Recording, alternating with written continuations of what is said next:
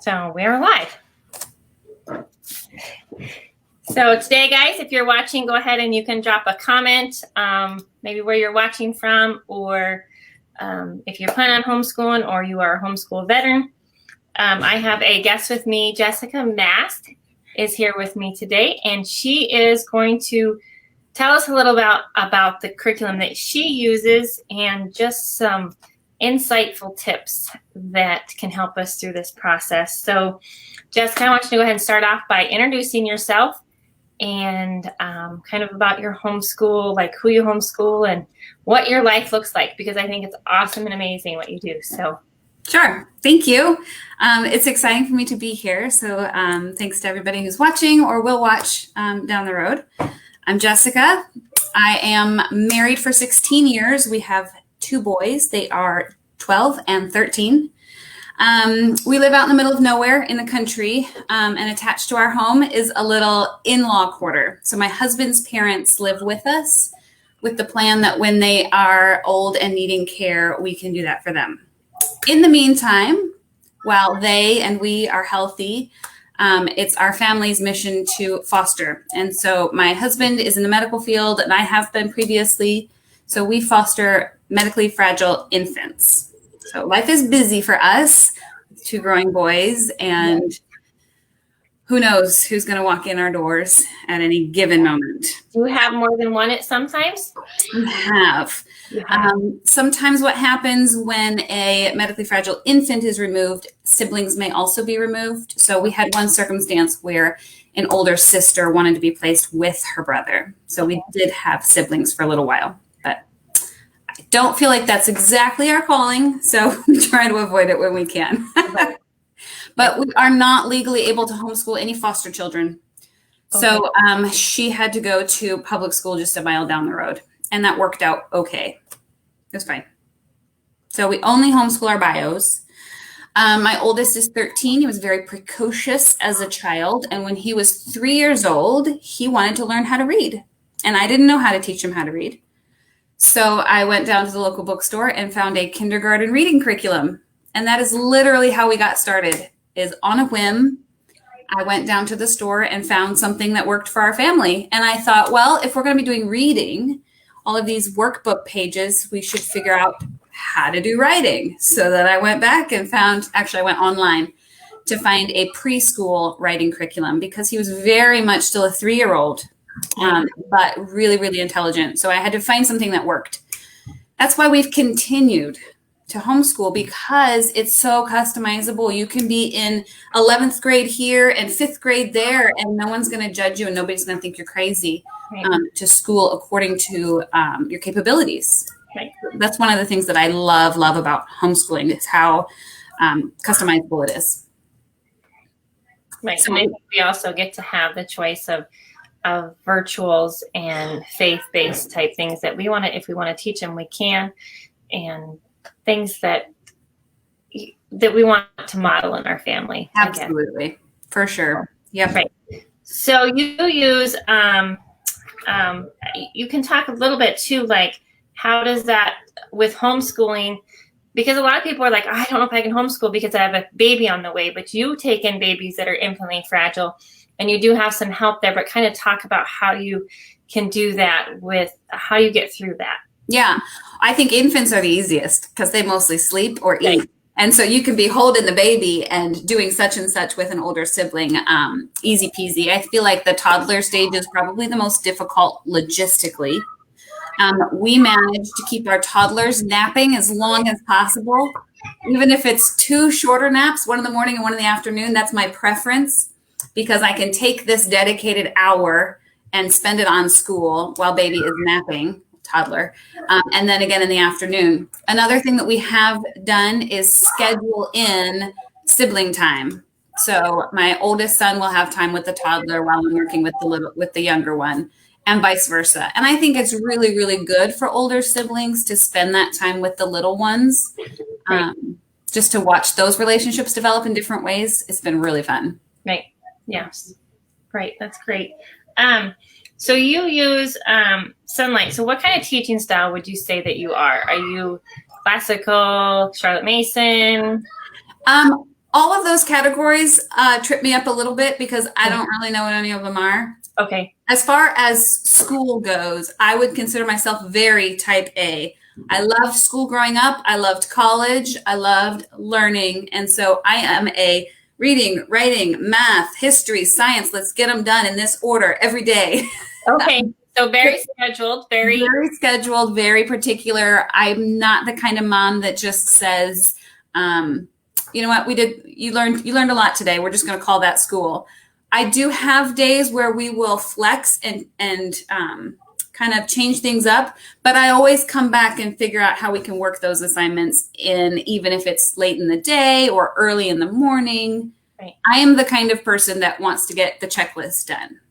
And that works. And if you're a person that doesn't do the checkbox, that can work too. Absolutely. You have to make it work too. However, I'm kind of a person that likes to have a schedule, just because to plan the rest of our day. Like let's be done by 1:00, guys, so that we can like do other things and do anything else. Right.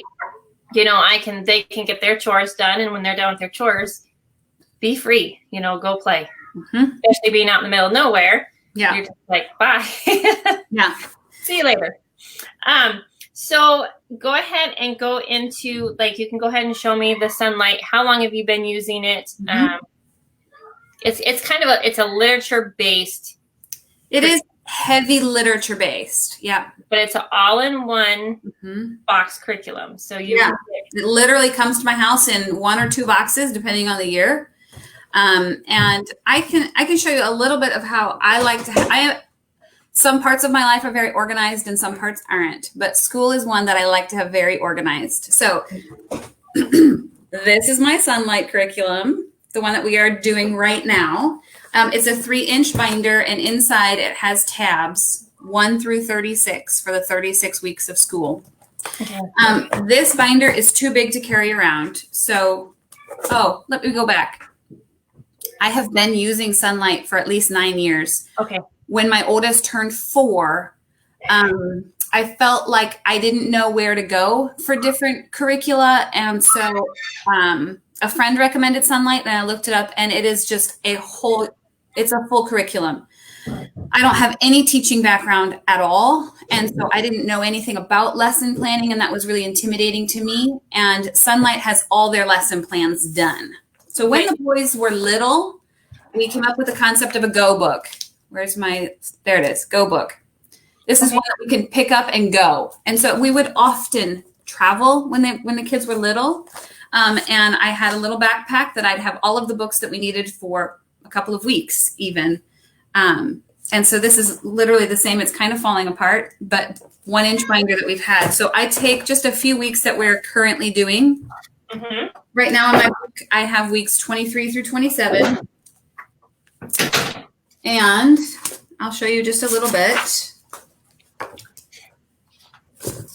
So this is our history, Bible, and literature, all assigned. So we have sometimes it says day 1, day 2, day 3, day 4. This one starts on day 1 and ends on day 180, whatever. So this one's day 89. As often as I can, I choose the 4-day curriculum because the 5th day we do field trips, we do the unschooling school. So that's where I find my flexibility, where we can have a corn shucking class, a bean snapping class, whatever they need to learn. Lately, we've gotten into cooking a lot because the boys are of the age where they can be helpful and be in charge of actually cooking meals on their own. So I think this is the last core that's available in a 4-day. Okay. Starting on the next core. So we're going to be doing 8th grade. Okay. That one's only available in a 5-day, and high school is only available in 5-day. I think for obvious reasons, there's more to get in. This would be your teacher's manual. Mm-hmm. Yeah. So does the next page kind of go into a little bit more detail about what you're talking about or what you're doing? Yes, to some extent, but mostly it's just this is what we're reading for history. And then there are questions in the back that go over that as far as comprehension goes. Okay. And then our Bible assignments, and we have read alouds and readers. And some people question, you still read aloud to your kids? They're like 12 and 13. Yeah, and I think that I will for as long as they'll let me, as long as we can call it school. I love reading aloud to my children. And then the next thing I do is I put in our science. And so this is what we're doing in science on different days. And admittedly, my boys are very self-driven. I don't do science with them anymore. I make sure that they've read their assignment and done their questions. And that's pretty much it. But I have the answer key right here, sideways for science. And I think we have one more for language arts. Yep. So then we have language arts. Every week they have a writing assignment. And we do spelling UC. And then they recommend a book called Grammar Ace to be done one time before they hit high school, I think. So that's the gist of my teacher. And then what I have both of my boys do is they sell extra student pages of the consumables. So language arts and science are what they consider consumable. And so each of my boys has their own binder as far as what they're doing for language arts. So it has a student section to be read and filled out. And then every week they have some sort of a writing assignment. And I have my husband grade those. But me too, because I'm not good at it. Yeah. Well, for me, partly is I'm helping them throughout the week, writing it and answering questions and maybe doing a read through of their rough draft. And it's hard for me to critically then grade it. Right. I'm not a good speller, and I'm learning as I'm teaching my kids, but I'm just like here. Yeah. And then they have their science questions. So this is my youngest book, and the way that you asked why Sonlight, and the first reason was because all of the teacher lesson plans were done for me. I would say about 3 years into our homeschooling, I felt like their language arts program was lacking at Sonlight. My dad was a book editor, and so growing up, grammar became really important to me. I'm a bit of a grammar nerd, and I didn't feel like they were touching on some of the things I felt like they needed to be. So I brought in a different grammar curriculum, and then I brought in a different writing curriculum, and then I liked this other history program. So they started bringing in a different history program, and it got too much for me. And I told my husband flat out, you can either have homeschooled children or a sane wife. You cannot have both anymore. And he was super sweet, but suggested maybe we go back to Sonlight, where I didn't have to bring all of those things together and look at what we were doing every day. And so that was probably maybe 4 years ago now, that I just said, this is my personal opinion. Whatever I choose to do is going to benefit them more than a public education would. That's my opinion on my children and my family. Right.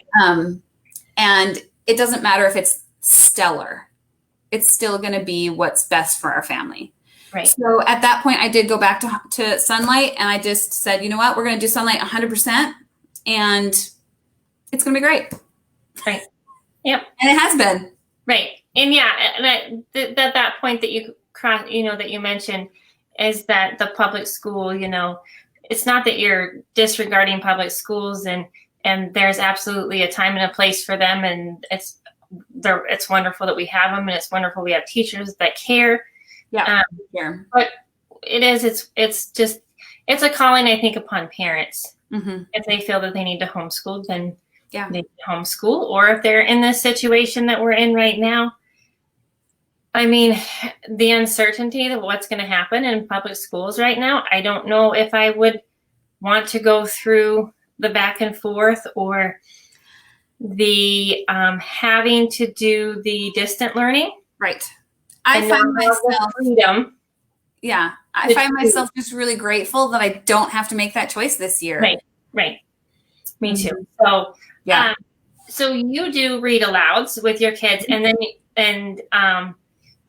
so like an example of a read aloud with Sonlight might be like what? I have just a few over here. Okay. This one is called The Arrow Over the Door, and I brought these out because I wanted to show you how I organize. You asked for tips along the way. Yes. We've been doing Sonlight for so long. I organize my books according to color. And then I have the name. Sonlight doesn't necessarily say first grade, second grade, third grade, fourth grade, because it's so customizable. You can have 4 different ages doing one core and it being an appropriate level for that person, right? So they do letters. So we are doing core H right now. And so I have a science book, a reader, which means the boys are going to be reading those on their own, a Bible, history, and a read aloud. Just a few examples of the books that are included in that. So this year we're doing world history. And so the books are the story of the world.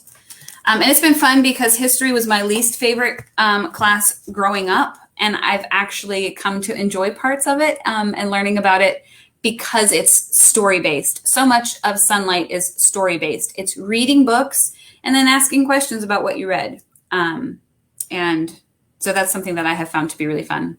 And I think that's kind of how my father's world is too. We did the story of the world, and they liked how the setting was. Like they're like, in one of them, you were on a carpet and you were flying over to the other parts of the world. Yes. And so they liked that, and it was a visual for them to see what was going on here, here, and here all at the same time, and kind of letting all these worlds that we hear about clash together, like they everything that was going on at one time. So at any given time, how many books can you be? Because those books are like your history books. Like that would be almost like what you would find in a public school. That would be like their history. That's their history book. Yep. Okay. The neat thing that I have found with Sonlight, and I assume other curriculums do the same thing, is that the readers and the read alouds go along with the context that we're reading in history. So everything comes back to what we're studying in history. So it's like it's all related. All related to the history that's going on. So that core, right. Right. So your literature science is a little bit different. But yeah, the other books kind of relate to each other. Right. Like your read aloud might be something that was going on in that time period. Yes. And then their language arts stuff might be also something.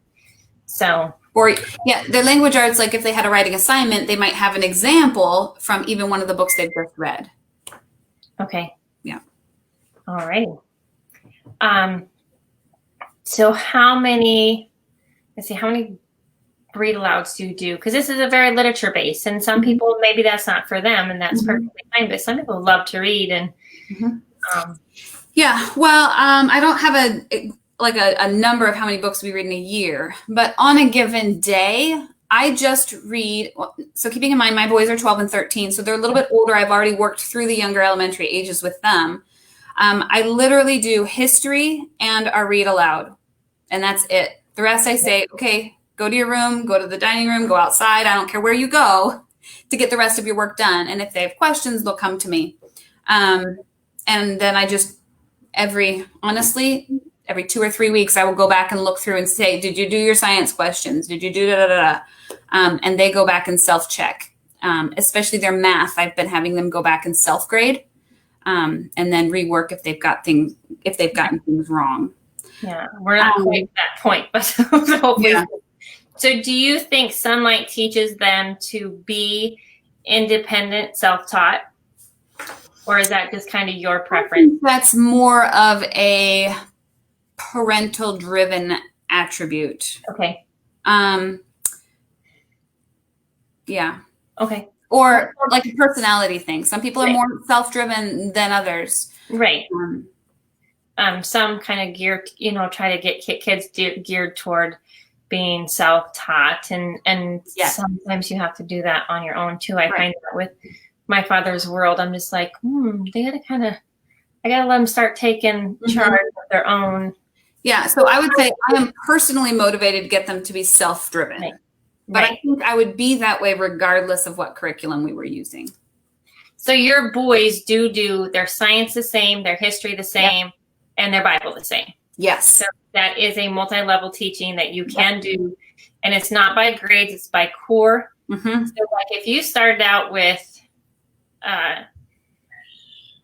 let's go to core A. Sure. Right? Yeah. Would that be something, do you remember what core A was about? I think it's a look at cultures, learning about the people around you. So I think it's geared for ages 5, 6, and 7. Okay. Okay. And then, so like even when you get into like the American history core, yeah, that can be something that you can have if you have a kindergartner and a 6th grader, 7th grader, and you can kind of all combine it, but we're going to separate out language arts because their writing capabilities are going to be different. Oh yeah. So for example, my boys 2, I've decided this year, or I think I started last year, we're doing the same language arts. But where an essay is assigned 5 paragraphs, I will tell my 12-year-old, who just turned 12, so my 11-year-old, you can do 3 paragraphs. But my 13-year-old, I expect to have 5 well-written paragraphs.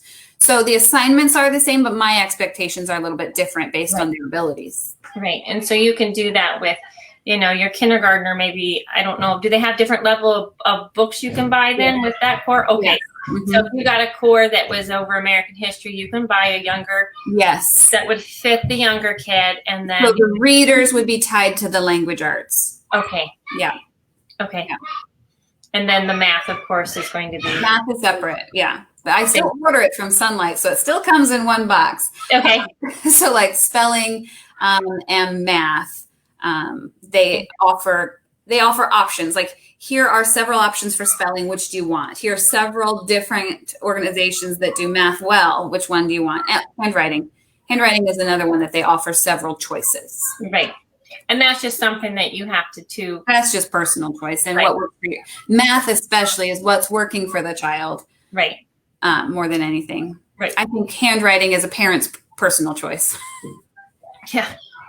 Yeah. That's one thing I think we'll be doing till they graduate. I know, me too. I assumed by homeschooling my children, they will have good penmanship. That is no. I'm just like, guys, this is our 3rd year of cursive. Like, you know how to write it. Let's make it look nice. Right. Right. Yeah. So I am going to try a different cursive curriculum this year. We've been doing the rhythm of handwriting. My favorite cursive has been rod and staff. Has it? Yeah. When I just did, who did I just do? The Good and the Beautiful I just did. Mm-hmm. And she showed me her cursive program, and I think I liked it. And so that might be something we switch up this year. That's why I love doing these, is because there's, I'm like, oh, I kind of like that idea, or, something different. So, you asked about additional resources, and honestly, I don't use anything additional. Okay. I use Sonlight, and that's it, because that's what I need to do for me. Right. Does Sonlight, though, like I know, like in My Father's World, we have Facebook pages for the different levels. Like if we're doing, you don't know. I think they do. For some reason, I think Sonlight does. So like with My Father's World, it's Charlotte Mason style. So there's no test. There's none of that. And each level has a Facebook group that you can go on, and someone has created files. Yeah. And so you can print off tests. You can print off they're supposed to just use their regular notebooks for notebooking. When I read about, maybe George Washington or something like that, where I can actually print a picture that has lines that they can write. Yeah, that's cool. I do that, but I think Sonlight does have it. Probably. I know that they have a Sonlight-based forum for parents to go to, and I haven't even looked into that either. Yeah, and I think it's just kind of maybe it'd be more help for people getting started. They were just getting started and they haven't been doing this from the beginning, or if you just I just want the test to make sure my kids are like very tight. Like you don't think they're paying attention at all. Mm-hmm. And they're all over the place. And you're like, okay, what did I say? Yeah. Okay. And they get it right on. Yeah. And just like, you drive me crazy. Yeah. And then I'm like, okay, but when we're in church, because like my son is I remember one time we went to, me and my husband, I was in the nursery and I needed help because there was a lot of little kids in there. So my husband came in and my son was old enough that he couldn't go to children's church anymore. And so I guess he was laying down with his butt up in the air. And I don't remember who they were talking about, but him and the pastor were just back and forth about this. And they're like, you wouldn't even think he was paying attention, but he was just, him and Pastor Jeff were just having a conversation the whole time about, what was going on in the Bible. But I did tell him, like, hey, we got to start showing respect that we are listening, even though you are when you're not. But body language says a lot. It does, yeah. So, let's see. What would you say that your biggest con is of this curriculum, if you have one? One thing that you just wish you could change? Yeah, I think if a parent doesn't like to read or doesn't have a smooth out loud reading, I think it would be a big challenge. Sonlight. I think you need to enjoy reading. Okay. To be a parent to choose Sonlight. That's good to know. And that was my deciding factor between My Father's World and Sonlight. Mm-hmm. I still read a lot in My Father's World, but I don't like to read. And I do. I really do. Yeah. So then I have a series of just kind of fun questions at the end of this. And you already gave me your organization tip.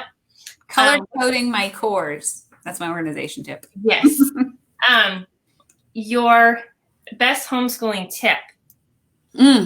Yeah, this is an easy one for me because I remember it distinctly from when we started looking into homeschooling. And a homeschool veteran mom said to me, you are going to buy curriculum that you hate.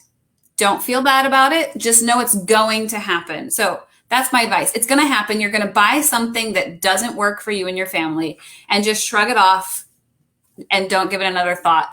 Curricula is expensive and it's challenging because you really have to kind of dive in.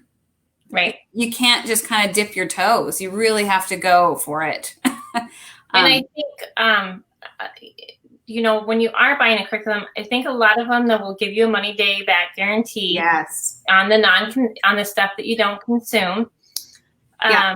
So look for that. And if it's not, some of them are 30 days, some of them are 60 days. I would say a year. Yeah. So if it's not working, then don't give it another thought. Just send it back if you can. Get your money back if you can, and just move on. If you can't, there's sites that sell used curriculum. Yep. And homeschool families look for used curriculums like crazy. So, how do you keep it fun for your boys and just keep it fun for your family? I think that's a hard one for me because I'm like, let's get school done so we can go have fun. Right. But that's it. You have your intentions are, okay, school first. We're going to work first. Yes. We get to play later. Yes. So that's bringing fun in it. And one way to look at that is, hey, kids, if we're done by noon, we're done by noon. And while the other kids are still in public school, you guys get to do what you want. Right. So I guess one of the things I do with my boys to bribe them, because bribing is really effective at my house, to get going in their day. What's wrong with bribing? I know. So there are chores that they have to do every morning. And so I have an expectation. If you've done your chores, you've gotten dressed. That's another one for me. I like to be dressed for school. I'm not a school in pajamas kind of a gal. And brush your teeth. Before 9, they can have 30 minutes on the Xbox. And then we start school at 9:30. So they have to have all of those things done. A little incentive. Okay, we have a question from Jennifer. Yes. Do you both stick to a very strict schedule, time of day and actual days? Ooh. What if you miss a Wednesday? Do you always make it up on the weekend? So I will let you go first and then I'll answer. I brought my little example calendar. There it is. Okay. So we homeschool year round. Okay. I don't ever take a whole month off. But by doing that, every month I get a whole week off. Okay. And there are several months that we get 2 weeks off. And we had planned a trip out of country last week. So we were planning to take 4 weeks off in a row. So what I do when I sit down with my calendar is I schedule out 38 weeks of school. There are 36 weeks of school. So I know that there are 2 weeks in the year that I can flex. At any time, if something's coming up, usually it has to do with our foster children. If something's coming up, we can just take the week off of school and not worry about it. And that's my preference to taking one day off. Okay. But Jennifer, I don't know if you saw before that I choose the 4-day curriculum. So every week I get one flex day. So whether it's helping our neighbors butcher chickens or mowing the field, whatever it is that we're doing, we have one day every week that we can do kind of other. So that might not necessarily be a Friday. That might be a Monday or a Wednesday or a We whatever. usually decide on the Monday what day it's going to be that week, given our calendar. Right. Yeah.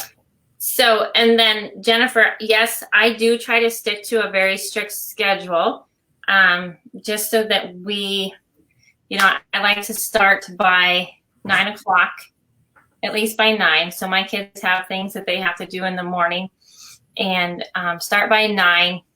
And with my father's world, like if I know something's coming up, because my curriculum is all laid out, like what we read today, but there's usually Fridays are pretty light scheduled. There's not a whole lot on Friday. And so we will, and they don't even know it half the time, double up on something. If I know something's coming up, then we'll double up. And if something comes up where it's just out of the blue, we got to go somewhere, then I can squeeze it in and make it work. Now, the same thing happened to me earlier this week or earlier this month. There was a week where we had 2 days that were booked full that we had to do. So on Tuesday, we did 2 days of math. On Wednesday, we did 2 days of history. And on Thursday, we did 2 days of everything else, just so that we could get those done. Yes. And we usually never do weekends. Yeah, I avoid it at all costs. Right. I think maybe a handful of times we've had to do something on a weekend. Right. We just, it's able to squeeze in. I mean, we're really probably, if everybody is diligent about getting it done, we're done by 1 o'clock. Yeah. With just a regular scheduled thing. So it's very easy to kind of double up on maybe some reading or the math. I don't usually double up math. No, my kids do 2 worksheets a day in Math C. And so that's you and I both use Matthew C though, and I feel like Matthew C is one of those self-paced, if you need to spend longer on this lesson, then we're going to spend longer on this lesson. Right. So we just do 2 a day, and then I'm a kind of a type A at the beginning of the school year. So I will take and let's see if I can find something. Oh, get my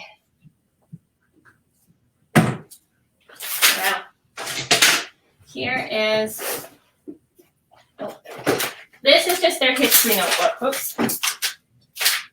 But I will take and lay out, like I will have, and I'm going to do a video on this. I rip everything out of books, all the papers, and I will put them out on the table, have a huge mess, and I put on it this assignment is, week 11, Wednesday through Thursday. Yep. And that's what I do. But with the math, I will have spaces where they'll have no math assigned. Mm-hmm. And so that can be if they're behind on something or they need work on something. So it just works out how I do it. If you were not quite like that, this is also a good way to organize it. So each kid has a color, and I put it by week. And then so if you need to move things around, you can, and it just goes in a binder. So that's kind of how I work at it. But yeah, we don't do weekends. That's our days off. And yep, there's times that we take the curriculum with us. Like when my stepbrother died, it was at Thanksgiving. So we were going there anyways, but I brought it because they needed to do just a little bit more stuff. And it ended up that he passed away right before Thanksgiving. And so we were able to stay there for over a week just to help. Yeah. And it just worked out fine. So, yeah, and I just kind of schedule things in there, like where there's, like if I know it's a really crazy time, I'll kind of slow it down a little bit. And in the fall time, I become a single mom because we own the sale barn here. So we sell cattle. Yeah. Okay. And so in the fall, we have 3 sales a week. And so my husband is gone all day. And, usually till midnight, 1 o'clock on sale days. Yeah. So it's just kind of how we figured it out. And my kids know, like my 10-year-old has a job during those time during the fall. So she goes and waits tables at the sale barn. Mm-hmm. And if she gets her stuff done, she's going to go make money. So you know about that. Yeah. So great question, Jennifer. If you guys have any other questions, we'd love to answer them. So that was, so your best organization tip is just to keep your books, you've got them all labeled and coded and everything. Your best household management tip. Teach your kids to be helpful. They're never too young to have a job. And I think that it took me a while to learn, like, I expect to teach something one time and them to know it and do it. And that's not reality. But my boys are now competent at cleaning the bathrooms, for example. So I haven't cleaned a bathroom in ages, but I've taught them how to do it well. And it takes diligence on the parents' part. But the benefits that we reap later are really helpful. So my boys do jobs. Do you do a chore chart or anything for them? Or do you just say like, go clean the bathroom today? Yeah, we've gone back and forth. When they were younger, I really wanted a on paper check mark. Here's what you get for that particular one. Now that they're older, it's more of a, we expect you to be helpful around the house. Whenever we ask you to do something, I expect that you will do it and do it well. And so see something. Mm-hmm. Do it. Yeah, we're still working on that. Yeah, but so mine are essentially earning an allowance now where they used to earn per chore. Okay. So yeah. Okay. What do you do so you don't get burned out? What do you do to go fill your cup? Date night. Date nights. Okay. Date night. I feel really, really strongly about. Often what I recommend is find another family that's similar and just trade nights so you don't have to pay a babysitter because that can get expensive. Okay. With fostering, our babysitters have to be over the age of 18, which is different than a lot of families. And so it's a little more difficult. But I feel strongly that once a month we have date night. So do you just go out for supper or anywhere? I don't even care. Right, just anywhere. Grocery shopping, just away from the home because I'm at home so much. I just need to literally go anywhere else. Right. Yeah. And it's good to just be able to reconnect with your husband. Yes, absolutely. You got to keep the marriage strong in order to keep the household strong. And so awesome. Yep. Let's see. Do you follow anybody or do any, like listen to any podcasts or any books that you really like to read? I like to read books that are a really good fiction that's not related to school. Okay. So I enjoy fiction. Okay. Yep.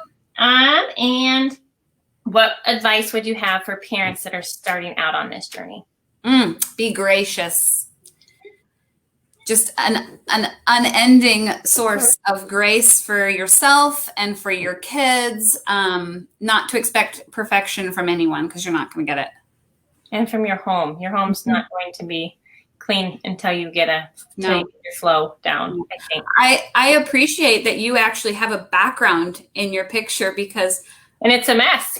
Well, Zoom has become standard now at our house for lots of different platforms, but everybody, I make them sit right here. There's our bookshelf. Right. It's always there. But I don't clean it. And it was clean, but then, yeah. Kids bring stuff in and this is where it goes. Or I was digging out curriculums and there's grace for that. There's grace for that. And there's, this is over here is my husband's man cave that we took over because we ran out of room upstairs. And so, that's kind of what life has happened to. So,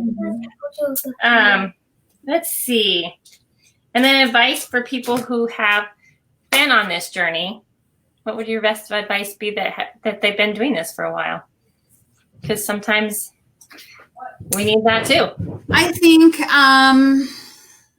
advice for somebody who's been doing this for a while and wants to make a change maybe would be don't make any, if you're a believer, don't make any big changes without a lot of prayer. And my husband and I fast whenever we have to make a big choice, like something that's going to affect the whole family. But be deliberate and purposeful. Okay, here's another question from Jennifer. Do you feel people can still work from home and school little kids kindergarten? So I say yes. I would say yes. I think it depends on the parent and boundaries. Right. So Jennifer, before my fifth kid was born, I worked at the sale barn. I worked in the office. So I used to work in the cafe, and I ran that for a while. But I think about kid 3 or 4, I stopped doing that. But I was still homeschooling. I had a few kids that I was homeschooling at that age. And so in the fall time, that was I can't remember if we went to 3 sales by then or not. But it was either Tuesday, Thursday, and Friday, or Thursday and Friday. But they were long days. I would be there from 6 in the morning until sometimes 1 o'clock in the morning, 2 o'clock in the morning. And so for a while when I was, I think in the cafe, my sister-in-law also homeschools and she has older kids. And so they would go there and do their school. And it was, with my curriculum, it's very easy for a 12, 13-year-old to pick it up and follow the directions. Yeah. Right. To teach a kindergartner. And then after that, I worked in the office. And that was a Tuesday, Thursday, and Friday. And again, on Tuesdays and Thursdays, the sales are very long. We might be bringing in 10,000 head of cattle through the ring in a day. And so we just had made it work. The kids came with us to homeschool. And then since then, I work in a MLM, multi-level marketing. And so I have it scheduled for when I do my work. And so it's very possible to teach your kids also in that aspect of what you're doing is also a great learning tool. Yeah, for sure. Like our MLM has a financial education that is top notch. I mean, you're not going to learn this in college. You're going to, this is coming from, people like Robert Kiyosaki. I don't know how to say his name, but he's a huge rich dad, poor dad guy. Is he? And so that's where this is coming from. So it gives them opportunity to do that. And so, yes, you have to schedule it, I think, is important, and teach your kids that, maybe when your kids are doing independent work, you can do your work. I would say too, that you need to have a really good support system. Right. There was a few years where I was working, what I would call probably part-time job, but I was a doula and a lactation counselor. And so I would get called at any hour of the day to go be with a woman in labor. And as long as your support system is there, a lot of homeschool curricula are the kind that you could just take your kid and all of their books, say, thank you, I got to run. Right. But for sure, if it's scheduled, it would absolutely, right. I think it would absolutely work, especially kindergarten. You don't 2 need hours max. More than, yes, for sure. And you could do that in an evening, even after dinner or whatever. Right. Yeah. I would even say, for people that even have to work an 8 to 5 job, Mm-hmm. You could get your school done in the evening time, but a kindergartner, I would say 2 hours max for their school Max is what it takes. Yeah. It took a little bit longer for my kindergartner this year, because I think he was dyslexic. And so there would be more breaks in there, you know, when he was getting frustrated with letters or whatever. Then if it was the right frustration, then I would just be like, okay, you go do something else for right now. Mm-hmm. So very doable, I believe. So I think there's a lot of people that do. So I don't know. I don't have any more questions. So I'm still doing a lot of upstairs. Just wait. I need to tell you something. You can wait. We're almost done. Sorry. That's okay. They're out shooting something, I think. No. But it was It's okay. It was nice to have you, Jessica, and I am so glad that I got to meet you and get to learn about how the school works for you and how you do it. And I love your little mission that you do, and that's awesome that there's people out there that do that. So Thank you. It was a pleasure to be here. all right, thank you. Okay, Mom. First of all,